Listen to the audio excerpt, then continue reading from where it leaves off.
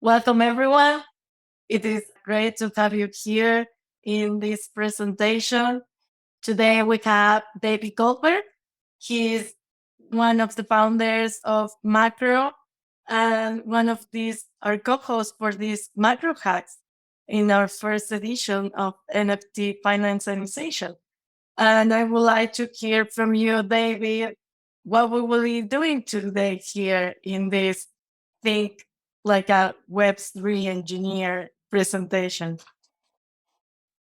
Sounds good. Thank you for the intro. So yeah, my name's David. I'm one of the co-founders of Macro and excited to talk with you today about best practices for smart contract engineers, how to think like a Web3 engineer. And we're going to go over some of the tips we have to share of things we've learned from being around the space for about 4 or 5 years writing smart contracts and seeing what types of things work really well to reduce risk in your contracts and just become a better engineer, both overall and to apply your engineering techniques to Web3 and smart contracts, which, as most people are probably aware, the stakes are high when it comes to smart contracts for a number of reasons. Let me share my screen and we can jump into the slides, and then we'll try to leave some time towards the end for Q&A. So if people do have questions, obviously want to make sure we can answer them. And for those of you who are familiar with Macro, so we started a engineering fellowship for experienced engineers to learn Web3. So if you're an engineer who either already works in the Web3 space and wants to level up on smart contracts, or if you're someone who's coming over from the Web 2 and wants to learn smart contract development and Web 3, we teach an advanced class on this topic. We call it a fellowship. And it's the gap we saw when we built the fellowship was there's a lot of resources out there for, we'll just say, more beginner or intermediate lessons on smart contracts, but there wasn't that much that really pushed senior engineers and experienced engineers to the next level and challenge people to grow and tackle things and build things that were a little bit more advanced. So that's what we focus on. And so today's topic is going to be a lot of the learnings we've gathered about what makes really good end results for building smart contracts. First item we're going to discuss is the Web3 engineering mindset shift. So if you're coming over from Web 2, we'll talk about some of the differences you should prepare yourself for to be a successful Web3 developer. What makes a good Web3 engineer? It's an important distinction, and we want to define what does good mean and how do you set your project up to be successful as an engineer in the space. How do you write the best code you've ever written? One of the things you'll find about smart contracts is because the stakes are high, it's important to feel very confident in your code and to do a very thorough job testing and going that extra mile to make sure you're not making any assumptions about your code because the stakes are high. We'll talk about how you can, some tips for that. We will talk about mastering the smart contract craft for a bit, improving your code and getting ready for audit. Audits are obviously an important part of the Web3 stack or not stack, but just workflow. So when you're developing in Web3, you usually get your code into a complete state and then have it ready for audit for a third party to take a look. And these are engineers who are very experienced at the smart contract platform you're building on. And we'll take a look and pick apart your code to find issues and help you reduce risk.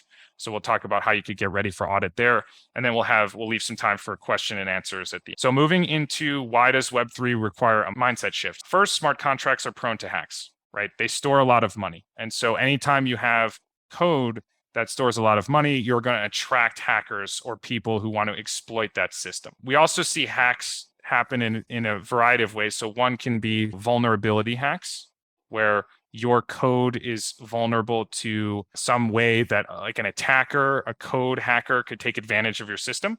We've also seen hacks where it's more like traders taking advantage of your system. So people who will realize, oh, the system's not supposed to work this way, but there's an edge case here I can take advantage of to basically, let's just say, either make free money or do something I'm not supposed to do. And so those are other types of hacks that you want to be aware of as you're thinking about your system. The other reason why Web3 requires a mindset shift is that all the code you write is open. I guess it depends on the blockchain. So with the Ethereum blockchain, which is the point of focus for today's chat, the code is open. Anyone can see your smart contract code. So imagine the analogy I like to give here is, imagine you gave someone the keys to your car and you just said, here, you could drive it if you want, but let's say you didn't want that person to be able to drive your car. How would you put in defense mechanisms in your vehicle. Like, it's a much different thing than Web 2, which is most of the code is closed source. Someone would have to figure out how to get into your system without knowing what your code does. So it's very different. And so that is another reason why it requires a mindset shift. It's also a huge pain to update your code after you deploy it to mainnet, for example. Obviously, there's upgradability patterns and there's ways to do it. It's just complicated and annoying and introduces more risk if you need to update things because there was a bug in your contract. So you want to get it right the first time. And so that's another reason why it's critical to take this quality mindset shift as you're thinking about releasing your code. Basically, we need to adjust our mindset from a ship fast and fix later mentality, which in Web 2, if you think about it, let's say you work at a consumer-facing mobile development app, right, company. And your goal is to make sure that you're adding value for what we've seen happen is a lot of times you're like moving quick to get product out in the hands of users. And then based on their feedback, you iterate. And in the Web3 world, it's pretty risky to take that approach just because if you miss something early, again, there's all these ways where things can go wrong, like we looked about a second ago. So we want to switch from ship fast, fix later to ship smart and get it right from the beginning. And so there's a bunch of techniques you can do to make that happen. And if you think about it, quality is everything in Web3. You could be shipping stuff for multiple years, and then your project gets hacked.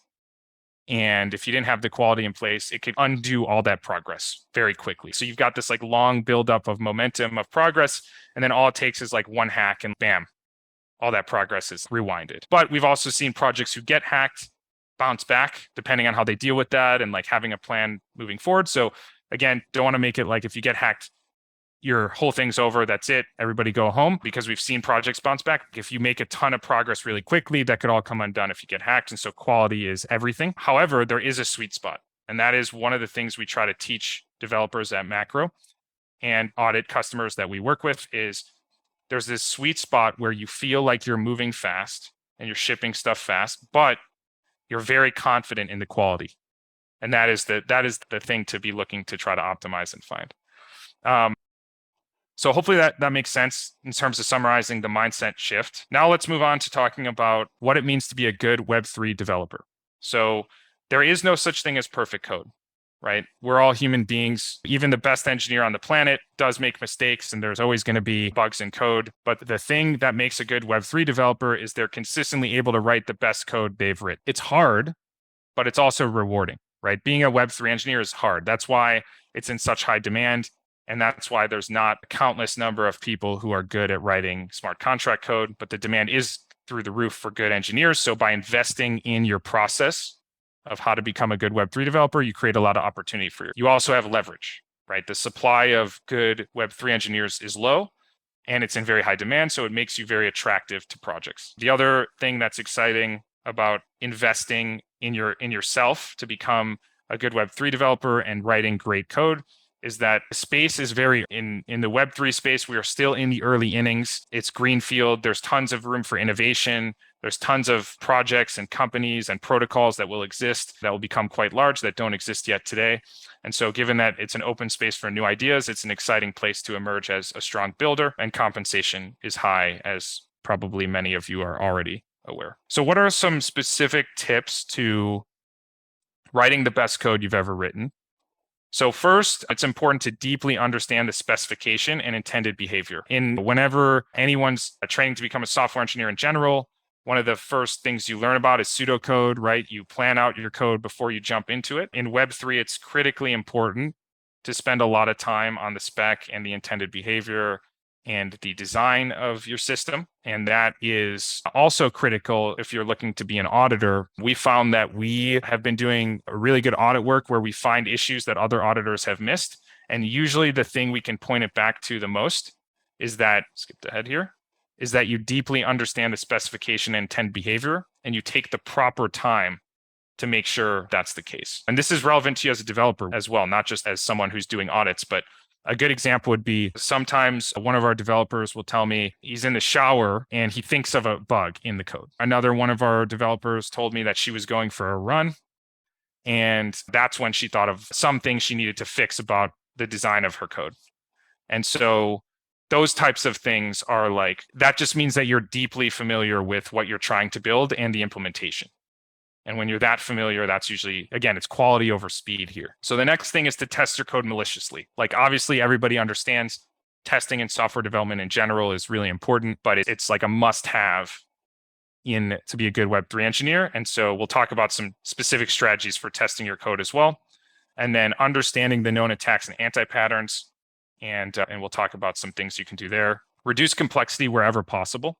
So if you start to sense that, there's this trade-off between complexity and risk, right? And so the more complexity you introduce, maybe your product is like more defensible, or you're working on something that's very hard to build, and so you're excited about it. But at the same time, there's also risk that comes into play. So just reducing complexity wherever you can is obviously a great general practice to follow. Being extremely confident in every line of code. We talked about that a little bit. And then one thing we see commonly is a lot of projects will use, and developers will use, other third-party smart contracts that have already been audited. And so they'll make assumptions that, oh, we're using that, it's fine, they've already been audited, we don't need to look at that too closely, or there's not much risk there. That's a dangerous mentality to go down. And so we always want to encourage people to not make assumptions and go really understand the third-party contracts you're using. And this helps from two ways. One, you don't miss things. Maybe you thought it was simple, but it actually ends up being like there's a attack vector because you didn't understand it. And I think two is we've also seen there's nuances in other systems, other third-party smart contracts that you may use, where if you weren't aware of this limitation, your product may not work as you thought it was going to, or it may not be as fast as you thought it was going to. It may cost more gas. It may trigger some error, and then your user experience suffers. And so it's important to go understand those things very well. And that's a common actually mishap that a lot of people make assumptions on and miss. And there's a lot more. The other part of being a great engineer is you can't see a list and be like, I'm going to do all these things. That's it. That's all I need to do. You should always be thinking, how could you go one step further? How could you go above and beyond and do what you feels right as a developer too? And I think the main highlight here is you should always be viewing it as everything you're doing is risk mitigation techniques. And so the more things you can be doing that you think are helpful, the better. So I'll just pause here for a second, even though I think we wanted to save the questions for the end. So I'll keep moving. Just want to make sure this is digestible for everybody. Can I get maybe a thumbs check just with emojis if you're listening? You can give me a thumbs up if you're following me and if this is a good pace. So seeing a bunch of thumbs up, so that's good. So I'll just keep moving, and then we can save questions for the end. Okay, so what are some tips for mastering smart contract craft? What are some things you could actually go do in order to seek growth for yourself? So first is starting. We see a lot of people who are learning smart contracts gravitate towards things like building an ERC20 smart contract or making an NFT contract. Those things are great. They're somewhat simple. So what we try to do in the macro fellowship is we try to introduce more complexity on top of those things that cause you to have to go through the process of thinking, how do I make sure that I've written great code, I understand the design, all these things we've talked about so far. And so basically just challenge yourself and try to do it in a way where you add more complexity to the projects you're building as you're moving through your learning journey down the Web3 path. The other thing is if you start to feel rushed, that's usually a sign that you're bringing in risk into your project, because where we see the largest number of mistakes happen is when people are rushing to get their smart contracts done and get them out. And so you never want to feel rushed. If you feel rushed, you're probably doing something wrong. You might want to hit pause and rewind and try to make sure that you slow down a little bit, feel really thorough, feel very confident, and that you're not rushing. And that's the other challenge is sometimes you get external pressures like investors or community being like, we want these contracts out. When are they going to be ready? And part of your job as what you'll learn as to be a senior smart contract engineer, part of your job is to work around those things, but temper their expectations, try to make sure that they're aware of the implications of feeling rushed building the smart contracts and the many things that can go wrong as a result. So just make sure you're paying attention to that. And then the other tip I like to give people is, many of you in this room are probably engineers, so you're familiar with depth first search versus breadth first search. So here's an analogy I like to talk about is depth first learn. So what does that mean? When you first start looking at more and more Web3 stuff, it could feel a little bit overwhelming, I think, at times. There's so many different parts of smart contracts, there's NFTs, there's gaming, there's DeFi, there's all these things. And that's a natural feeling. Nobody knows everything about everything going on in the space. But what we've seen work pretty well for developers ramping up is like they go depth first. So they basically carve out like, today I'm going to learn about bonding curves in a smart contract.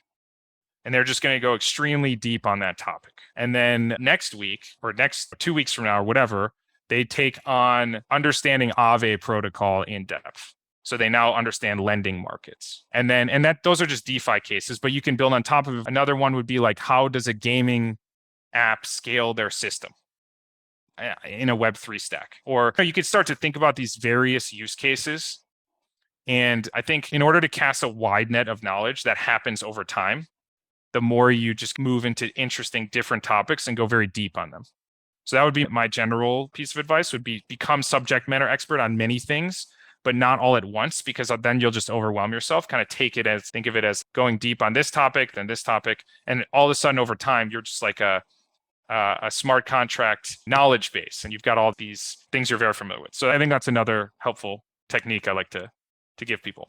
And then avoid making assumptions. So you should always just question assumptions. Don't make assumptions. Like another thing we've seen is maybe you're working with other developers and so you're like, they did that part of our code.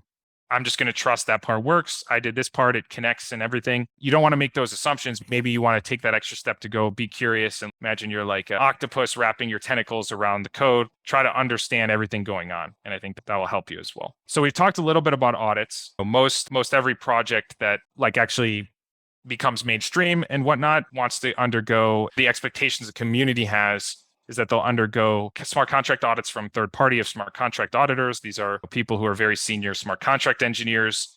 And usually we always encourage people to work with multiple auditing teams because the more sets of eyes is better. That's one of the ways you reduce risk in your code. And again, an auditor is not a catch-all service. But the important part for you, whether you're an auditor or just a developer, learning what goes into auditing code and the workflow there will help you become a good senior Web3 developer. Because then you could start to incorporate what are auditors going to do in their code, in their reviews and in their workflow that I can adopt into my own workflow even before I send it for audit. And that will help you a lot. And we can talk about some of those things as well. And we've also got some other like information on this topic. Can make sure we have some follow up on that for those who are interested. But what is an audit? That's an important question to answer. If you're confused, it's not a catch-all service. As auditors, we're human beings too, so you can't rely on it. And that's part of the reason why as a dev, you want to start to think like an auditor too, so that you're just another way of reducing risk. And so what is an audit? It's a thorough code review, and it's one risk mitigation technique. So if you think about it, let's say you work with multiple developers on your team, you could adopt like audit types of workflows as well, where generally speaking, it's better if the person who's doing the audit comes in with a fresh perspective, because that's really where you're like thinking outside the box. And that's where you catch like most of the like more edge cases. When you're so deep in it as a developer, sometimes it can be hard to take a step back and catch some of those edge cases. And so you on your team could actually employ similar things, like, for example, for those who are reviewing the code, try to get as many sets of eyes as you can and make sure that they're coming in with a fresh perspective. But that's really what an audit is. And so any good developer, even if they work on your team, is capable of giving you an audit, assuming they can do a thorough job and take the time needed to go through everything. So as a dev, it's your responsibility to mitigate risk in your code, and auditors are there just as one risk mitigation technique. And so even if you're not ready for an audit, pretend you are. That will, let me rephrase. This sentence can actually be a little bit confusing now that I'm reading it back to myself out loud. Like, even if your project is not ready for audit yet, go through the steps to like, be like, we're getting ready for audit. Let's prepare our code like it is ready for audit. And that way we will have done some of these things that bring in thoroughness to the review process, even internally, before you are ready to ship it for an auditor. So this helps make your code better. It reduces risk. It makes you more attractive for audit teams to want to work with as well when you are ready for an audit. Many of the top auditors in the space are quite busy. You probably heard about these like long wait times that audit teams have. We've seen for good auditors anywhere from a couple months to 6 months to even 9 months some case. And so one of the ways you can convince great auditors to work with you or want to work with you is to make sure your code is in like a very good place by the time you send it to them to provide an estimate or work with you. And so that's a good thing that you can do. What are some specific steps to improving your code? This is if you're trying to prep for an audit. But I think just in general, the more proactive you can be on this stuff, the better off you'll be. So write great documentation. We do see a lot of projects with little to no documentation. So understanding and writing out the intention of your code will help you identify edge cases and things you've missed in your design, and you'll catch things. So that's one benefit of writing great documentation. When you explain your code well to others, whether it's auditors, other developers on your team, it doesn't really matter. It will help them find more stuff that you should fix. So by painting the picture of how your system works, we often see actually inconsistencies with how the documentation explains the system should work and then the actual implementation. And so it's like it's a good practice to make sure you write it out. Poor documentation may lengthen the time of audits as well. So once you are ready for audit, it actually may cost you more money, because with poor documentation, the auditors may have to spend more time doing that thing that we talked about before, which is going very comprehensive and deep on the specification, the intended behavior. And if that stuff's missing, it makes it a little bit harder. So what makes great documentation? High level intentions, features, and goals are summarized. So what is it that you're trying to accomplish? That's probably the first thing to really emphasize and make sure you're doing. Next, we've got detailed use case descriptions. So who is using the protocol? Why are they using it? What's the reason that they're excited about using this over other things, or stuff like that? Explanations of technical decisions. Why did you take a certain approach when there's been trade-offs? Architecture diagrams. How did the components of the system interact? Many of you may already know some of these things, but like it's a good reinforcer, because sometimes you don't think about, like, as you made a technical decision, there's these trade-offs. Okay, we should make a note of this to make sure it's in the documentation. It's things like that you can do earlier on that will help you a lot. And then maybe even the most important one is how the contracts that are in scope or in question fit into the overall system. What are the responsibilities of each contract? We sometimes see projects provide a lot of documentation, but then we end up having to ask, what about this contract? What does this do? How does this apply to it? And so the more stuff you can do there, the better. An example of great documentation. Let me just make sure this opens in the same window here. I believe we can see that. Can I just get a thumbs check if you can see the GitHub link here from somebody? If you just put the emoji up, let's see. Okay, I've got one thumb, thank you. This is a great example of great documentation from ThirdWeb, which is one of the projects we work with on audits. And you could look at this to see like how they've summarized things as a really good example. We don't have to go too in depth as to why, but it does hit on all these things we just covered, these 5 main areas. So if, for example, you could see there's some context, background context of what they're trying to do, why they're building this, right? Stuff like that. So the technical details, you'll see that there's examples, there's alternative designs and trade-offs. Like, this is very good. If you read this and you're one of us, you're like, I have a really good understanding of what they're trying to do. And usually we start there before we even look at code. Hopefully that's a good example. And again, if you want to make a note of this link, what I'll do is I will just paste these links into the Zoom chat here so that people have them. But you can find these by going to ThirdWeb Dev on GitHub. And then under the contracts marketplace folder, it's just marketplace MD. But let me open the chat up here just to pop that in there real quick. I think I got to, sometimes it can be hard to find the chat when I'm screen sharing. What I'll do is, as we get to the end here, once I end the screen share, I will share all the links. So let's just keep moving then. In addition to great documentation, I think it's a common assumption that you can make to write great tests. So it goes without saying that having great testing is critical to writing secure code. And a project with a lack of tests is pretty much guaranteed to have problems. Again, we don't want to make any assumptions in our code, but testing does not catch all bugs though. So you should be aware of that. Just because you have tests doesn't mean you have the right tests. Just because you have a lot of tests doesn't mean that you have enough tests. And so it's always good to question things like that. Tips for writing great tests: test all the use cases. It may seem obvious and may not even need to be said, but like every use case needs a proper test. Don't miss a single use case. Another question would be, how do you come up with use cases? So as a developer, you're very deep in the weeds of your project and your feature that you're implementing or whatnot. And sometimes what I've seen is it makes sense to like have someone, like, you're the dev, you create basically a test skeleton, you can even do this in an Excel spreadsheet. It doesn't have to be like fancy or anything. And then you have other people on your team or other people in your community, whoever you basically have that is smart contract engineer can look at your test plan, basically pick it apart. Like start to think, did we test this? Did we test this? And you do this very thoroughly before you even get into writing tests. And then you have a pretty good skeleton because you had, remember, many sets of eyes is where you can catch a lot of things. So that's usually a good strategy there. And then ideally, each use case you have has an end-to-end test. Now, writing end-to-end tests can be a little bit tricky with smart contracts. We can talk about that. It's more of a separate topic in and of itself, but it's an interesting one for sure. But having these end-to-end tests, one of the benefits, as most senior engineers probably have experienced throughout their career, either in Web 2 or Web 3, it doesn't really matter, is when you have good automation in place, when you start to make changes to your code, it's easier to tell if you break things, right? And so that becomes increasingly important in a smart contract environment.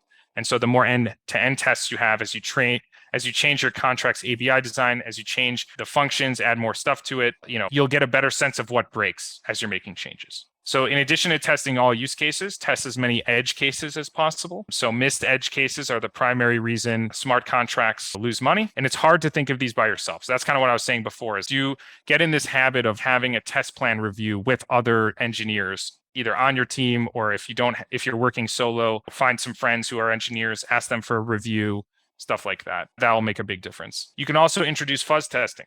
So fuzz testing is an automated way of finding edge cases in your code. It inputs combinations on your code that you maybe didn't think to test before, which can be pretty powerful. And so by introducing automation, it's a helpful tool. But I just want to remind people, it's helpful, but you can't rely on it. And so just like you don't want to do your testing strategy as, oh, we're doing fuzz testing, let's move on. It needs to be more comprehensive than that. And at the end of the day, you as an engineer is really the driving force of how good your test plan and the quality of your tests are. Fuzz testing can be a helpful thing that you could, it's the type of thing you should do, because why wouldn't you do it, right? But you can't rely on it. So it's built into Foundry. So if you're using Foundry for testing, you get fuzz testing built in pretty well. Hard hat users aren't out of luck, but you would need to use an implemented tool like Echidna or some third-party external tool to introduce fuzz testing. So some helpful links. Again, I will share these links shortly. I'll just show you what they look like, and as we navigate there, you can actually see. So here's an example of, in the Foundry book, which is documentation on Foundry, fuzz testing. It goes into an example of the different types of testing, which is outside of the scope of today's talk, but happy to, if anyone has follow-ups, happy to talk to them about that stuff. We've got Hard Hat with a open issue around introducing fuzzing support. This happens to come from Melville, who is the lead instructor at Macro. So that's pretty exciting coincidence. This link I found and I was very excited to see Melville there. So props to you, Melville, if you're here listening, for opening that issue.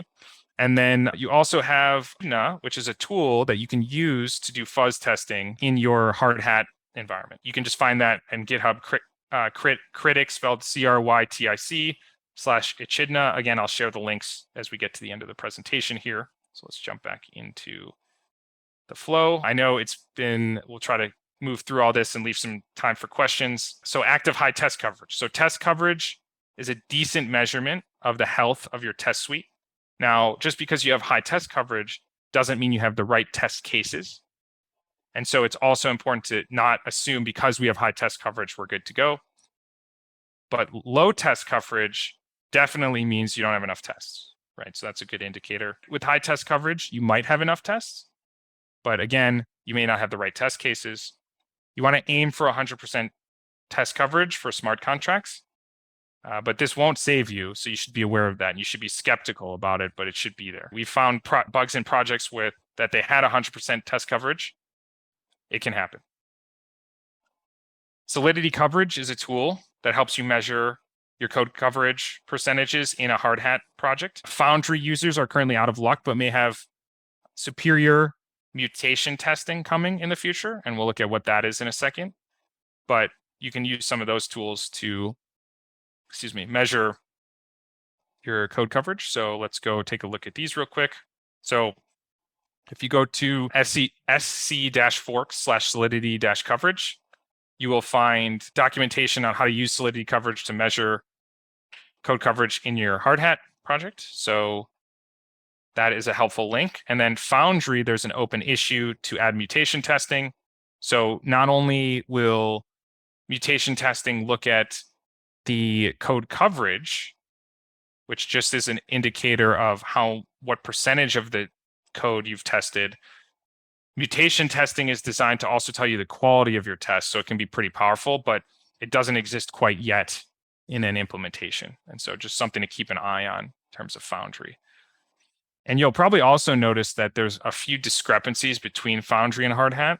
And we do see projects using both for different things. I would say instead of thinking of what is the best tool I can use for my testing, think of how can I have the best tests. And that might require using multiple tools, right? So that's an interesting thing to look at. So next is preparing your repo for audit. And again, whether you're actually going in for an audit or not doesn't really matter in this case. It's just how do you reduce risk in your project? And if you pretend like you're going for an audit, it will help you focus on reducing risk. So you'll clean up your code. It will save you money when you are eventually ready for audit, because it will cost auditors less time to audit once everything's all cleaned up and looks nice and good documentation, good tests. I know the first thing our auditors look for when we get a new audit request is the test suite. They'll just go straight to the test suite and see what it looks like. In terms of prepping for your repo, so feel code. You want to get to a place where you don't feel like any substantial changes are coming in.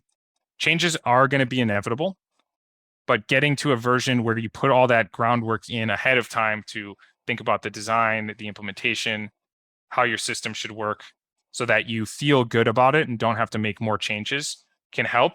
Sometimes we've even seen projects where they identify after we started the audit, wait a second, maybe we should do this differently.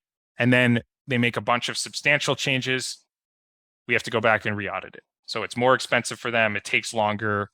It's, I guess, annoying is maybe not the right word, but again, inevitably that will occasionally happen. And so we don't hold it like against anyone, or we don't get mad about it or anything, but it would be nice to have that happen, or try never to have that happen, basically. So next, usually the fixes to an audit, so we'll do an audit, we'll suggest fixes. You want to design your system in a way where those fixes don't introduce total rewrites, which is most of the time the case. That's confusing. Most of the time, the issues that an auditor finds are fixable with a smaller change, right? You want to avoid things like, we found an issue with your whole system design, you're going to have to rewrite it, which I think I hopefully made pretty clear there. Next thing you can do is you can pin down a commit for the version you want audited. That's always helpful. So adding a git tag on a commit helps ensure everyone's on the same page on what exactly is being audited. Scoping is important. When auditors find issues and you fix them, create another tag when those fixes are ready for review. So this way you organize your code into, here was the first version, we made a git tag on a commit for this, then fixes were requested from an auditor or a reviewer. And you can adopt this process in your own workflow too, which might help you internally in your organization. And then do another git tag for those fixes. So you start to have more better tracking of versions. And then just clean up the code base. So you can write Ethereum, if you're building on the Ethereum network, which again is what's in scope for this talk, you can write Ethereum natural language specification format called NatSpec docs for your external and public functions. There's a specific standard for how you document your external public functions, so other people using them, other smart contracts, know exactly how they work. So definitely would recommend that. You can document expected invariance. So this is something that does not change or vary, something that's always the same. So you should document that. Use standard terminology instead of cute or creative terminology, such as lending pool or dragon hoard. Those are just such as lending pool, using lending pool over dragon hoard. We've seen projects call things that refer to a liquidity pool or things that you can understand what they mean when you actually see the standard terminology with all these crazy words. And sometimes that makes it confusing when you're reviewing it. And so it introduces more risk when you do that. Comment on unconventional design choices. So gives the people reviewing your code a heads up on, this was an unconventional design decision that we made. Just a heads up, here's why we made it. And remove any commented out code or unused files or unused code, which is a pretty, I think, common or easy to understand one. That brings us to the end of the talk of how to adopt best practices as a smart contract engineer. This is the stuff we teach at Macro. So if you're interested in applying to our engineering fellowship, here's the link. this talk is just meant to be informative, but this is all the type of stuff that we want to teach. And we love hearing from people who want to be learning about these techniques and want to be building in these types of high quality way. That's pretty much it. I've got my email listed on here, so you can feel free to get in touch with me. You could follow us on Twitter, and then we'll just open it up for questions. So thank you, everybody. That was great. If anyone has a question, this will be the moment. Let's use David's knowledge that is here. I would just like to ask if there will be more talks like this that can go more of that direction. So to go in a little bit more depth on things, do you mean? Yeah. Got it. Yeah, we've got a bunch so in our fellowship program, we go into depth on all this stuff. Externally, we've given a few talks available on like EVM stuff and like more low level stuff. It's definitely a goal of ours to try to teach more things like this and then go into more depth. If you have any specific topic requests, if you want to put them in the chat here, for example, I can take a note of them and we can try to come up with some things that go a little bit more specific on some of these topics. That sounds good. Okay, thanks. Sure. Looks like we've got a question from Santosh. Hey, David, I just want to ask regarding Slither or Mythics, how are they influential in auditing the contracts? Great question. So Slither and Mithril are tools. They're static analysis tools you can use to run against your smart contracts. So basically what they'll do is they'll try to find issues in your code. We use Slither as one of the tools we run. Our general philosophy is that tooling, while it's helpful, it's not to the place today where you can rely on it. And so it's something, it's similar to what I was saying about fuzz testing. It's like something we should do because why wouldn't we do it? But the meat and potatoes of an audit is the manual review by a great engineer or multiple ideally. And so we use the tooling as an additional thing we do on top, but it's not something we rely on. And oftentimes you'll find with those types of tools, you'll get a lot of false positives where it'll identify something or give you a warning. And then by being deeply familiar with the intended behavior and what they're trying to do, and then the actual implementation, you can prove that this thing it raised is a false positive. But we do still run the tooling, and we suggest that you run the tooling, and we also teach how to run the tooling as well. Thank you. One more question would be, do you have any templates that one has to follow regarding documentations of contracts, smart contracts? Yeah, so I shared, so it's not exactly a template per se, but the best example I would say for this is this Third Web example where, and shout out to Third Web on this, because I'm sure they put quite a bit of effort into it, as you can tell. And this would probably just be the best I have. We don't really have a template for it. Maybe we should make one. So I would just point you to this as a starting point. Great. Any other questions from the group here? Just to add to Stefan's question earlier about another workshop, we do have another workshop from Macro tomorrow at 1 p.m. Eastern that goes into EVM basics.